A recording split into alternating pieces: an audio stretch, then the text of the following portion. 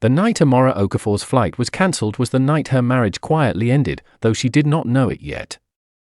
If you're new to this channel, just subscribe now, and say it in the comment section. Airports had always felt like in-between places to her, spaces where people were either leaving something behind or rushing toward something they missed. That evening, Nnamdi Azikiwe International Airport buzzed with tired travelers and rolling suitcases, but Amara stood apart from the noise, her heels pinching after a long day, her blazer folded neatly over her arm. 3 weeks in Abuja for corporate training had drained her. All she wanted was her own bed, her husband's arms, and the comfort of familiar walls. She smiled at her phone, scrolling through old photos of Tunde. One picture in particular made her pause, him standing in their Lekki kitchen, wooden spoon in hand, pretending to be a chef. "When you come back, I'll cook for you," he had said before she left. She imagined walking through the door unannounced, dropping her suitcase, and watching his face light up. Flight 372 to Lagos has been cancelled due to adverse weather conditions. The announcement sliced through the terminal. Groans erupted. Someone cursed loudly. A child began to cry. Amara blinked, certain she had misheard. The digital board flickered from "on time" to cancelled in unforgiving red letters. Her stomach tightened. Cancelled? She had not told Tunde she was coming home early. She wanted it to be a surprise. Her training had ended ahead of schedule, and she booked the evening flight without mentioning it. She pictured his shock turning into laughter, the way he would scoop her up and spin her around.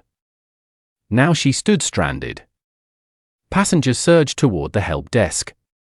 Amara stayed still, her heart beating harder than the situation required. It was just a cancelled flight. Weather. Nothing more. Yet an uneasy feeling stirred inside her, subtle but persistent, like a whisper she couldn't quite hear. Her phone vibrated. Tunde calling. She frowned. That was strange. He rarely called during her travel days, preferring to text. She declined the call, intending to return it after sorting out her ticket. The phone buzzed again. And again. 5 missed calls. A message appeared. "Are you still boarding?" Her breath caught. How did he know she was supposed to board? She hadn't told him about this flight. She had told him she would return tomorrow morning. Her fingers hovered over the screen. Maybe he assumed she changed plans. Maybe he was just checking in. But something about the timing unsettled her. She typed, "Flight cancelled. Bad weather." The 3 dots appeared almost immediately. "Oh. Okay. So you're staying in Abuja tonight." Why did that feel like relief? Amara swallowed. "I'm trying to see options." She locked her phone and stepped away from the crowd. Rain lashed against the large glass windows of the terminal, streaking the night sky with silver lines. Thunder rumbled in the distance. The weather truly was terrible. She could rebook for the morning. Sleep at the hotel the company had paid for. Return tomorrow as originally planned. But the unease refused to fade. Instead of joining the line at the airline counter, Amara opened a ride-hailing app, then closed it. Lagos was nearly 8 hours by road in good weather. In a storm, it would be longer. Dangerous. Exhausting. Her phone vibrated again. "Tunde, let me know what you decide." There was something about the wording. Not "I miss you." Not "be safe." Just, "let me know." A memory surfaced, 2 months ago, when she had returned early from a client meeting in Port Harcourt. He had seemed startled. Not guilty, just unsettled. She had brushed it aside then. Now the whisper inside her grew louder. Before she could talk herself out of it, she booked a private car. The driver confirmed within minutes. Departure in 20 minutes. She texted Tunde, "Network is bad. I'll call later." She did not mention the road trip. The rain intensified as she stepped outside. The driver, a middle-aged man with kind eyes, loaded her suitcase into the trunk. "Madam, road no go easy tonight," he warned gently. "It's fine," she replied, sliding into the back seat. "Let's go." As Abuja's city lights faded behind them, Amara leaned her head against the window. Darkness swallowed the highway, broken only by headlights slicing through sheets of rain. Thunder cracked sharply overhead, making her flinch. Her phone lit up again. Tunde calling. She silenced it. A few seconds later, a message, "Why aren't you picking up?" She stared at the words. Her pulse quickened. Another message, "Are you okay?" The concern felt forced. Mechanical. She typed slowly. "Battery low. I'll sleep early." 3 dots appeared. Disappeared. Appeared again. "Okay. Love you." She waited for the warmth that phrase usually brought. It didn't come. Instead, her mind wandered through the last year of her marriage. The distance. The way he turned away at night, claiming exhaustion. The sudden increase in business trips. The way he flinched once when she touched his shoulder unexpectedly. She had blamed stress. Family pressure about children. Work demands. The car hit a pothole, jolting her forward. "Sorry, madam," the driver muttered. "It's okay." Her thoughts refused to settle. She replayed his message again. "Are you still boarding?" How could he know she was boarding at that exact time? Unless he expected her not to. Unless tonight mattered. The rain softened slightly as they crossed into Augun State. Hours passed in heavy silence, broken only by the rhythmic swipe of windshield wipers. Amara tried to sleep but couldn't. Her chest felt tight, like she was racing toward something inevitable. Around midnight, Lagos traffic greeted them even in the storm, clusters of brake lights glowing red in the darkness. By the time they turned into her street in Lekki, the rain had reduced to a light drizzle. Her heart hammered as the car slowed in front of their duplex. The compound gate was slightly open. Amara frowned. Tunde was obsessive about security. He double-checked locks, installed extra cameras, scolded the gateman constantly. "Madam, you want make I wait?" the driver asked. "No," she said quickly, pulling out cash. "Thank you." The car drove off, leaving her standing alone with her suitcase and a rising sense of dread. The house looked normal. Curtains drawn. Exterior lights off. She pushed the gate gently. It creaked. Why was it open? Maybe Nipa had taken light earlier and he forgot. Maybe he stepped out briefly. She told herself to breathe. Inside, the living room was dark. The air smelled faintly of cologne, Tunde's, but stronger than usual, as if recently sprayed. Her heels clicked softly against the marble floor as she wheeled her suitcase in. She paused at the base of the staircase. Upstairs, light glowed from under the bedroom door. And then she heard it. Laughter. Low. Masculine. Not Tunde's. Her blood ran cold. She stood frozen, straining to listen. Another voice followed, deeper, unfamiliar. "You don't have to hide anymore." Her breath hitched. Silence. Then Tunde's voice, softer than she had ever heard it.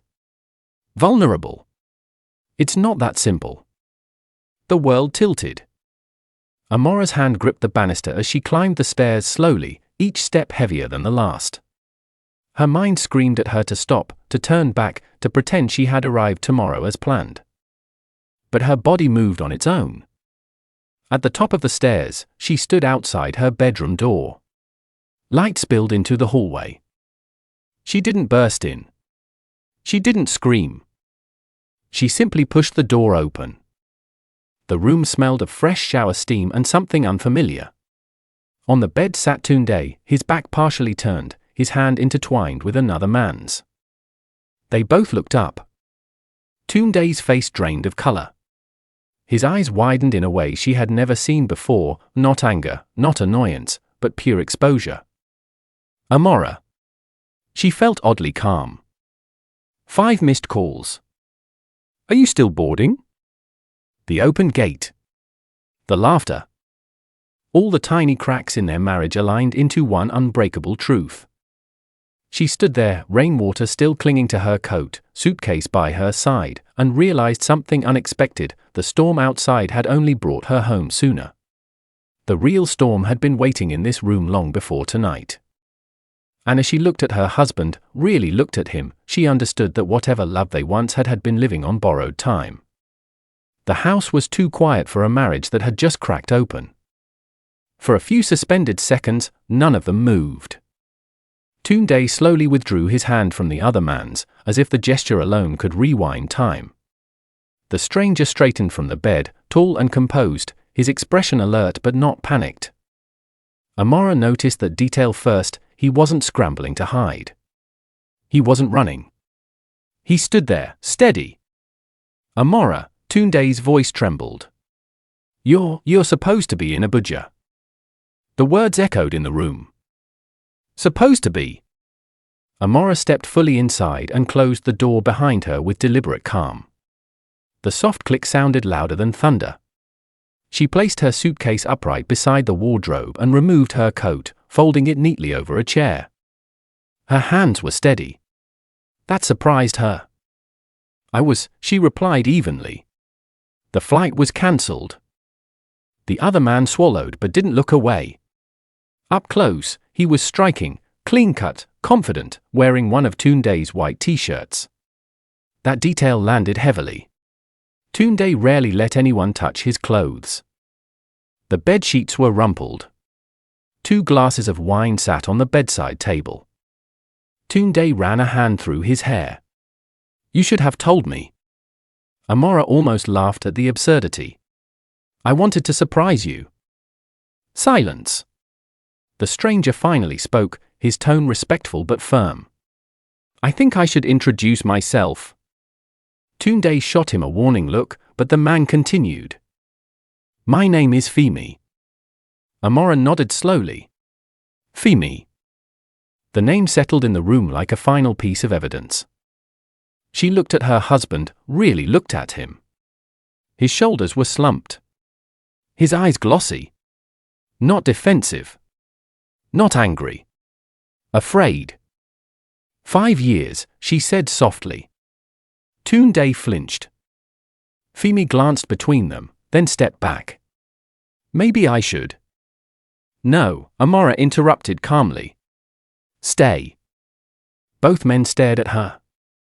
She moved toward the window and pulled the curtain slightly aside. Rain droplets slid down the glass, catching the streetlight outside. Her reflection looked unfamiliar, composed, almost detached.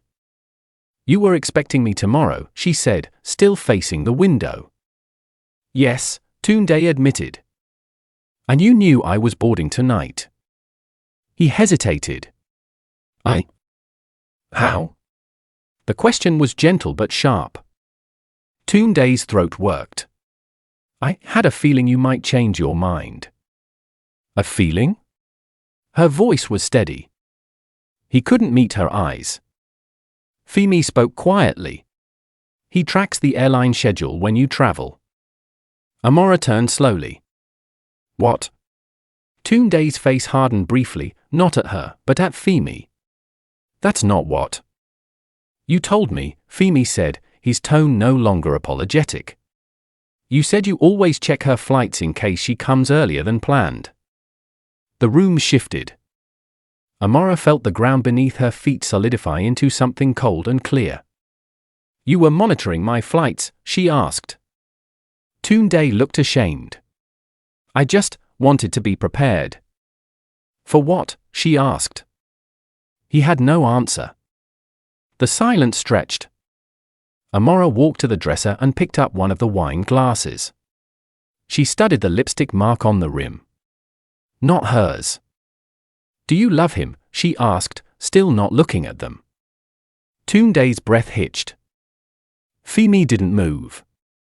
Yes, Tunde whispered. The word did not shatter her. It landed softly, like something she had already known. How long? 3 years. Amara closed her eyes briefly. 3 years. More than half their marriage. And before him. Tunde said nothing. Femi answered. There were others. Tunde's jaw tightened, but he didn't deny it. Amara set the glass down carefully.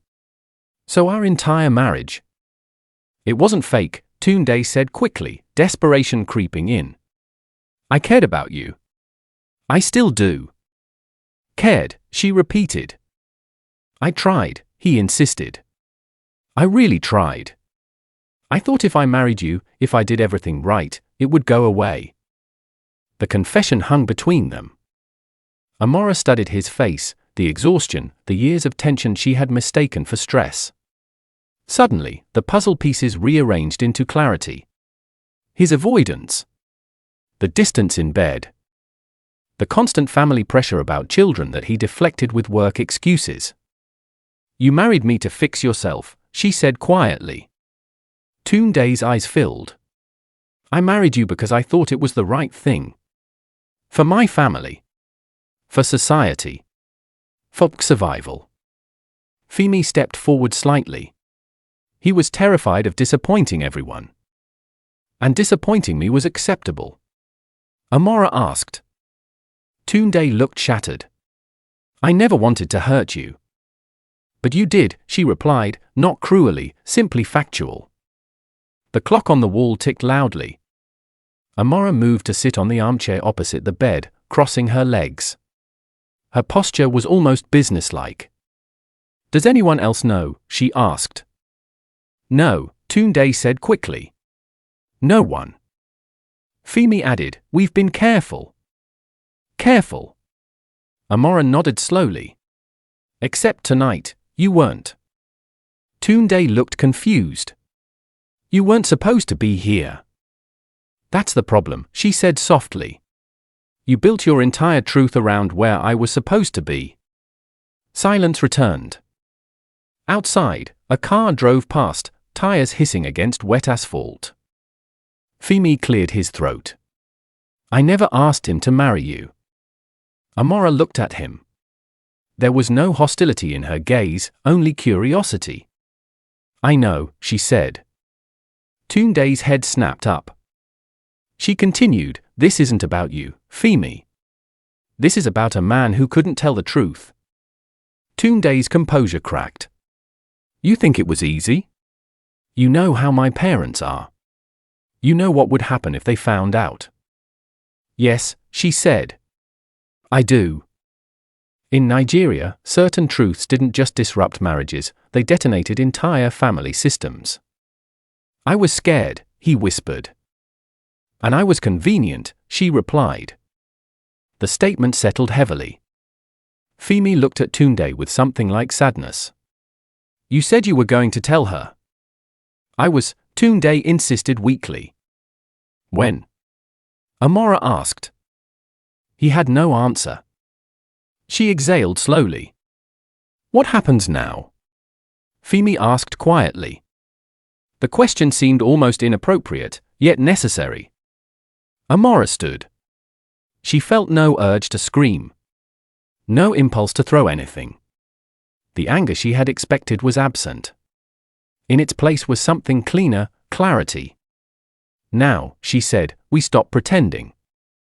Tunde stared at her, confused. You don't have to lie anymore, she continued. Not to me. His lips trembled. Are you leaving? Amara considered the question carefully. I'm not staying in this bedroom tonight. The finality in her tone made both men straighten. She walked to the wardrobe and pulled out a small overnight bag.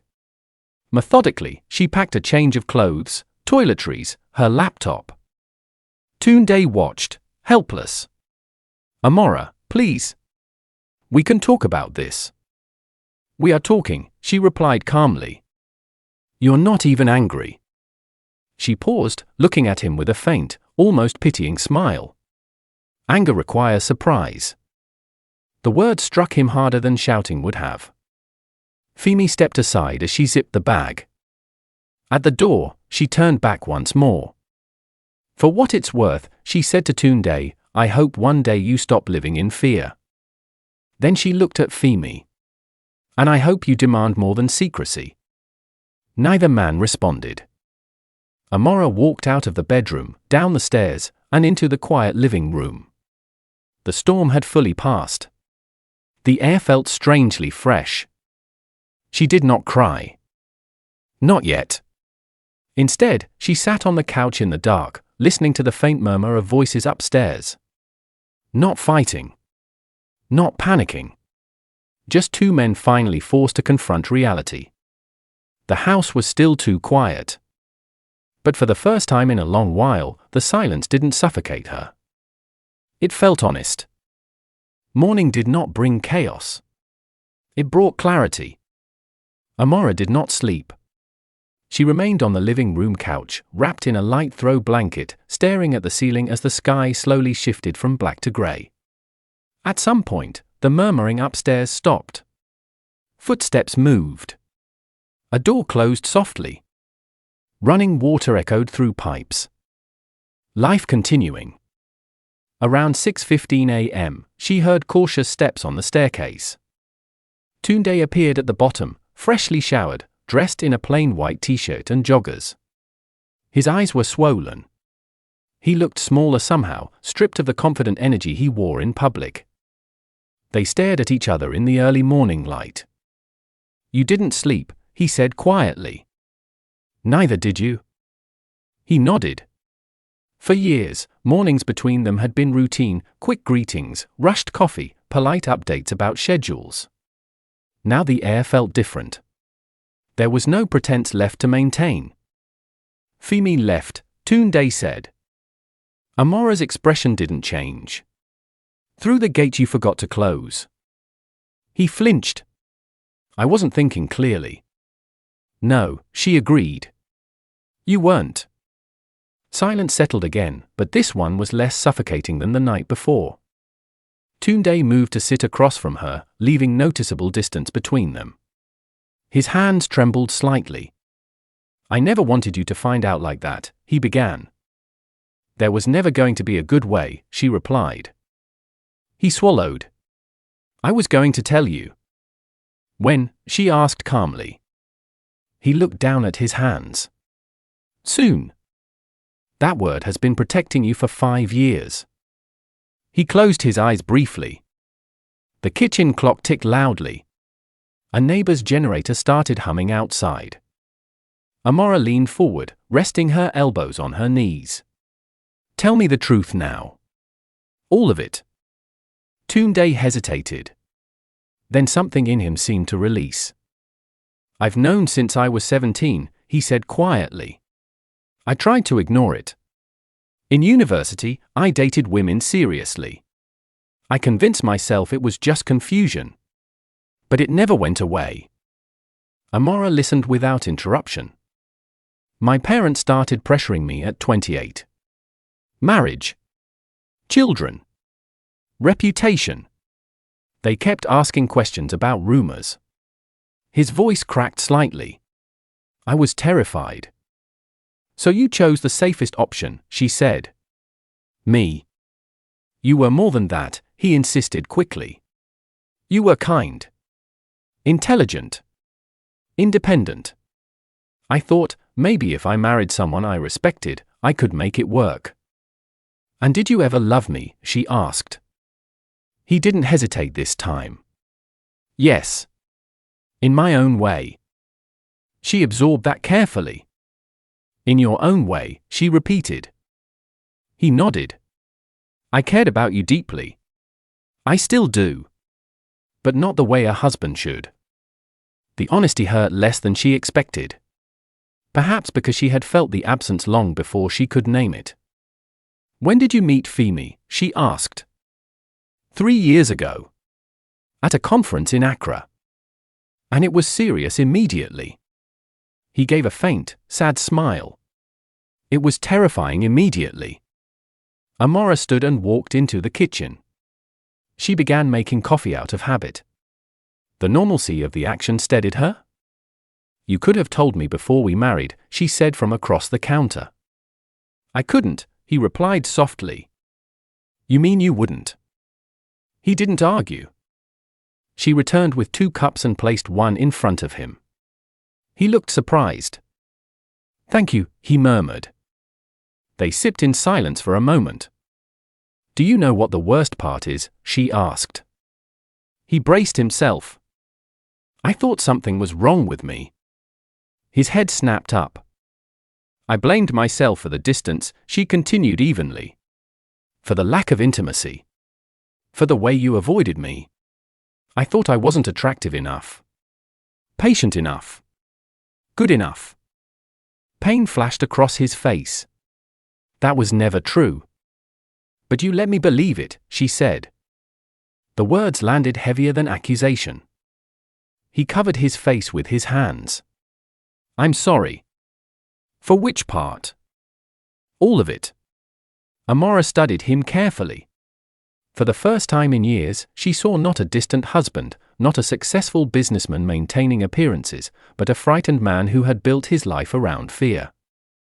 "Are you in love with him?" she asked. "Yes." The simplicity of the answer carried weight. "And does he love you?" "Yes."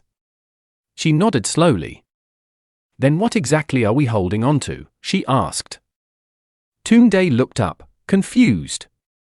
"This marriage," she clarified. "What is it now?" He had no answer. The truth was obvious. A partnership built on expectation. Sustained by silence. She leaned back in her chair. "I hired a private investigator last year." His face drained of color. "What?" "I needed confirmation. I didn't confront you because I didn't know what I would do with the truth." He stared at her, stunned. "You knew." "I suspected. I knew enough." "Why didn't you say anything?" She smiled faintly. "Because I wasn't innocent either." His brows furrowed. "I fell out of love long ago," she admitted quietly. "Not because of someone else. Because I felt alone inside this marriage. I stayed because leaving would create a war between our families." He exhaled slowly. "So we were both pretending." "Yes." The admission felt strangely freeing. He looked at her carefully. "Are you angry?" "No." "Why not?" "Because anger implies betrayal. You betrayed the idea of marriage." "But emotionally?" "We've both been absent for years." He absorbed that. "So what now?" he asked cautiously. She took a long sip of coffee before answering. "We end it." The word hung between them, steady and clear. His shoulders slumped, not in defeat, but relief. "A quiet separation," she continued. "No public scandal. No dramatic accusations. We tell our families we grew apart. My parents will ask questions. They always do." He almost smiled at that. "We handle it calmly," she said. "Like adults." "And Femi?" he asked carefully. "That's your decision," she replied. "But if you choose him fully. Not in hiding." He looked down at his cup. "I don't know how to live openly." "You'll learn," she said gently. They sat in silence again, but this one felt different, lighter. For the first time in 5 years, there was no lie sitting between them. "I'm sorry," he said again, more firmly this time. She nodded. "I know." Outside, the sun began breaking through lingering clouds. The storm had passed. Amara stood and walked toward the staircase. "I'm going to pack properly," she said. "I'll stay with my sister for a few days." He rose instinctively. "You don't have to leave immediately." "Yes," she said softly. "I do." At the base of the stairs, she paused. "Tunde." He looked up. "I hope one day you forgive yourself." His eyes filled again, but he didn't speak. She climbed the stairs with steady steps, not heavy like the night before, not trembling. Upstairs, the bedroom still carried traces of the previous night. She opened the windows wide, letting fresh air flood in.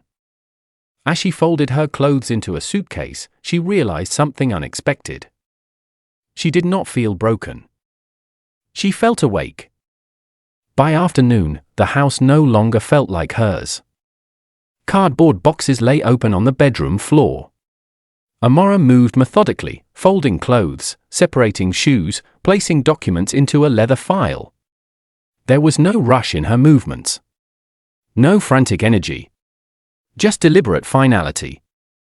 Tunde stood by the doorway for a while, watching her pack. "You're really doing this," he said quietly. She didn't look up. "Yes." He stepped inside. "Maybe we should take time. Think about it properly." Amara zipped a suitcase and finally faced him. "We've had 5 years to think." He had no rebuttal. "I don't hate you," she added. "That's what makes this easier."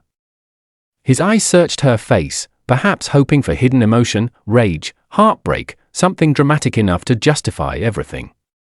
But what he saw was calm. "Last night," he began carefully, "when you said you already knew, how long?" "Almost a year," she replied. He stared at her, stunned all over again. "I didn't want to confront you out of anger," she continued. "I needed to be certain of what I would do next." "And what made you certain?" She gave a faint smile. "Peace." He frowned slightly. "When I imagined leaving," she explained, "I felt lighter. That told me everything." The words hit him with quiet force. He sat on the edge of the bed, the same bed that had held their shared life and his hidden one. "I never realized you were that unhappy." "That's because I stopped complaining," she said. Silence lingered between them. He looked around the room, as if seeing it for the first time, the framed wedding photo, the decorative pillow she chose, the art piece above the dresser she had insisted on buying during a trip to Nairobi. "I remember when we moved in here," he said softly. "You said this house would hear our laughter." "It did," she replied gently. "Just not enough of it." Downstairs, the doorbell rang. Both of them froze. "Are you expecting someone?" she asked. "No." The bell rang again, longer this time. Tunde walked toward the window and peeked through the curtain. His shoulders tensed. "It's my mother." Amara exhaled slowly. "Of course it is." His mother rarely visited unannounced. When she did, it meant something felt off. "She called earlier," he admitted. "I didn't pick up." Amara closed her suitcase calmly. "Well, let's not keep her waiting." They descended the stairs together, side by side but not touching. When Tunde opened the door, his mother stepped in briskly, her expression sharp and suspicious. "What is going on?" she demanded without greeting. "Why didn't you answer my calls?" "I was busy," Tunde replied carefully. Her eyes landed on Amara immediately. "You're back already? I thought you said tomorrow." "My flight was cancelled," Amara answered smoothly. His mother's gaze narrowed slightly, scanning both their faces. She sensed tension, she always did. "You two look strange," she said bluntly. "Did something happen?" Tunde opened his mouth, but Amara spoke first. "Yes." Both of them turned toward her. "We've decided to separate," Amara said calmly. The words landed like a dropped glass. "What nonsense is that?" his mother snapped instantly. "Separate? Over what?" "We've grown apart," Amara replied, maintaining steady eye contact. "Grown apart?" She scoffed. "Marriage is not a school project you abandon when you're bored." Tunde stepped forward. "Mum, please." She ignored him. "Is it because of children?" "I told you both, these things take time." "It's not about children," Amara said evenly. Then what? She demanded. A long silence stretched. Tunde swallowed hard. Because I'm not the husband she deserves, he said quietly. His mother blinked, confused. What does that mean? It means, Amara continued gently, that we entered this marriage for the wrong reasons. His mother's face hardened. Speak clearly. Tunde's hands trembled at his sides. I can't keep living a lie, he said finally. The room felt suddenly too small. His mother looked from him to Amara and back again. Understanding dawned slowly, painfully. No, she whispered. No. Tunde closed his eyes briefly. I'm tired, Mum. She staggered back a step as if physically struck. After everything we did for you? After all the prayers? You want to destroy this family? Amara felt the weight of those words but refused to carry them. No one is destroying anything, she said calmly. We are choosing honesty. Honesty. His mother's voice rose. Do you know what people will say? Yes, Amara replied. They will talk. And then they will move on. The older woman's eyes filled with fury and fear. This is your influence, she accused Amara suddenly. You have filled his head with Western nonsense. Amara met her gaze without flinching. No, Ma. This truth existed long before I did. Silence fell heavily. Tunde finally found his voice. Mum, I need you to listen. But she wasn't listening anymore. She was mourning the version of her son she had created in her mind. You will fix this, she said sharply. Both of you. Divorce is not an option. It is, Amara replied quietly. His mother turned on her. You are willing to throw away 5 years. Amara held her ground. Yes. The word stunned the room. Tunde looked at Amara with something close to gratitude. His mother's shoulders sagged, her anger dissolving into disbelief. What will I tell your father? The truth, Tunde said softly. She stared at him for a long moment, then shook her head slowly. You are selfish, she whispered. Both of you. Without another word, she walked toward the door. Tunde followed her outside, murmuring something low and urgent. Amara remained standing in the living room. Her heart was beating faster now, but not from fear. From release. A few minutes later, Tunde returned alone.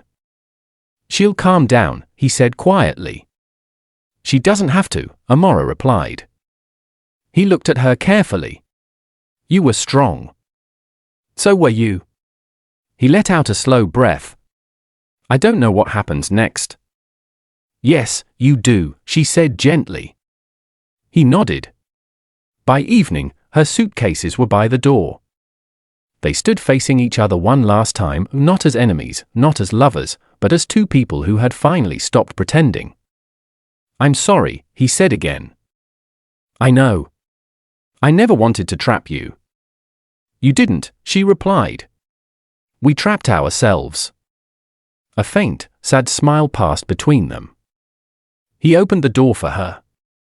Outside, the sky was clear. As she stepped into the fading sunlight, she felt something unfamiliar but powerful, freedom without bitterness. Behind her, the house stood quiet. Not broken. Just honest. The morning after the confrontation with Tunde's mother felt strangely ordinary. Sunlight filtered through the curtains of Amara's sister's apartment in Ikoyi, casting soft patterns across the tiled floor. The world outside moved as if nothing monumental had shifted. Traffic hummed. Street vendors called out. Lagos continued breathing. But inside Amara, something fundamental had realigned. Her sister, Adiz, stood at the kitchen counter stirring pap. She had listened the previous night without interrupting, her face shifting from shock to quiet understanding. So that's it? Adiz asked gently now. 5 years, just like that.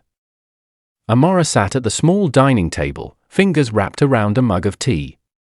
It wasn't just like that. It ended long before yesterday. Adi studied her carefully. You're calm. I've been grieving this marriage for a year, Amara replied. I just didn't have the courage to say it out loud. Adiz nodded slowly. Does it hurt? Amara considered the question honestly. Not the way I expected. It feels like taking off tight shoes after a long day. Her sister smiled faintly. That bad? Yes. They ate quietly for a few minutes. What about his family? Adiz asked cautiously. They're not happy. They never are. Amara exhaled softly. We're keeping it simple. We grew apart. No scandal. No accusations. Adiz raised an eyebrow. And the real reason? Stays private. Her sister reached across the table and squeezed her hand. You're stronger than you think. Amara smiled faintly. No. I'm just tired of living for other people. Later that afternoon, she met Tunde at a small law office in Victoria Island. The decision had been mutual, amicable separation, clean and quiet.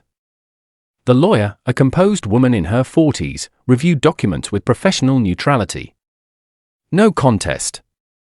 Shared assets divided equally. No dependence, she summarized. Amara and Tunde both nodded. Are you certain about this? The lawyer asked, glancing between them. Yes, they answered simultaneously. The synchronized response almost made them laugh. After signing preliminary papers, they stepped outside into the humid Lagos air. For a moment, neither spoke. This feels surreal, Tunde admitted.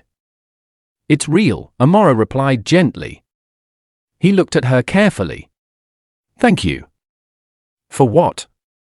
For not destroying me. She held his gaze. I never wanted to. He nodded slowly. Femi thinks I should consider moving abroad. Do you want to? I don't know, he admitted. Everything feels new. That's not a bad thing. He hesitated.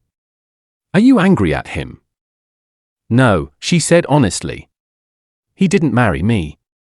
You did. The clarity in her tone carried no bitterness. I hope you find happiness, he said. And I hope you find courage, she replied. They stood there a moment longer, two people who had once promised forever now offering each other simple goodwill. I'll transfer your share of the investment account this week, he added. Thank you. He gave a small nod and walked toward his car. Amara watched him go, not with longing, not with regret, but with closure. Weeks passed. The news of their separation spread gradually through family circles. There were whispers, concerned phone calls, unsolicited advice. You should pray more, one aunt insisted over the phone. Marriage is not easy, another warned. Amara responded politely, refusing to fuel drama. She moved into her own apartment, a modest but elegant two-bedroom space with large windows and minimal decor. She chose light curtains, fresh plants, simple furniture. The space felt intentional. Clean. On her first night alone there, she sat cross-legged on the living room floor, eating takeout from a carton. Silence filled the apartment. But this silence felt different from the one in her marriage. This one belonged to her. Her phone buzzed. Tunde, I told my father. She stared at the message for a moment before replying. How did it go? A few seconds later, hard. But necessary. She typed back, that's growth. 3 dots appeared, then disappeared. No further message came. She set the phone down and leaned back against the wall. For the first time in years, she wasn't analyzing someone else's moods. She wasn't measuring her words to maintain peace. She wasn't waiting for affection that never quite arrived. She was simply existing. Months moved forward steadily. The legal process finalized quietly. Tunde relocated temporarily to Accra for work. Rumors circulated, but nothing concrete surfaced. the story remained controlled. One afternoon, Amara ran into Femi at a bookstore cafe in Ikoyi. They recognized each other immediately. There was an awkward pause before he approached her table. "Hello, Amara," he said respectfully. "Hello, Femi." He hesitated. "I wasn't sure if you'd want to see me." "I'm not running from you," she replied calmly. He sat opposite her after a silent invitation. "I owe you an apology," he began. "No," she interrupted gently. "You don't. I was part of something that hurt you." "You were part of someone's truth," she corrected. He studied her face, perhaps searching for hidden resentment. "You're handling this incredibly." She smiled faintly. It didn't feel incredible at the time. He nodded. "Is different now," Femi said softly. "Lighter." "I'm glad. He talks about you with respect." "That's good." A comfortable silence settled between them. "I hope you find what you're looking for," he said sincerely. "I already am," she replied. They parted without tension. That evening, as Amara walked along the waterfront, she reflected on the strange path that had led her here. A cancelled flight. A midnight drive. An open gate. A truth waiting upstairs. It could have shattered her. Instead, it had clarified everything. She paused by the railing, watching the sun dip toward the horizon, painting the water gold. Her phone buzzed again. This time, it was a message from a recruitment agency she had applied to weeks earlier. "We are pleased to inform you." She smiled as she read further, an offer for a leadership position in a multinational firm expanding into West Africa. More travel. More independence. A significant step forward. She inhaled deeply. Life had not ended in that bedroom. It had begun again. Later that night, alone in her new apartment, she stood before the mirror. She looked different, not because of makeup or styling, but because the weight behind her eyes was gone. "I choose me," she whispered softly to her reflection. The words felt solid. Outside, Lagos pulsed with noise and motion. Inside, Amara felt peace. And somewhere across the continent, Tunde was learning what it meant to live without hiding. Neither of them had planned for their marriage to end the way it did. But sometimes, the storm that cancels your flight is the same storm that clears your sky.